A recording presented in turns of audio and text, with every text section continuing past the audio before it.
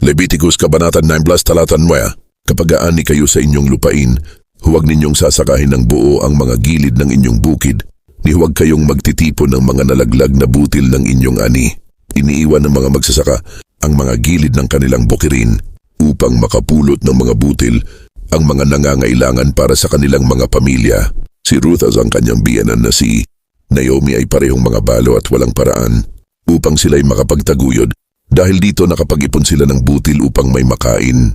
Si Ruth ay naging magandang halimbawa ng pagmamahal at katapatan. Ang Diyos ay nagbibigay ng kasaganaan at hinihiling niya na tayo ay magbigay ng taos puso sa mga nangangailangan. Nais ng Diyos na tayo ay magmalasakit sa mga dumaranas ng hirap upang sila ay magpatuloy sa paggawa ng kabutihan sa Kanyang pangalan. Manalangin tayo. Mahal na Panginoon, hangad naming manatiling handa sa mga pagkakataon na makatulong sa iba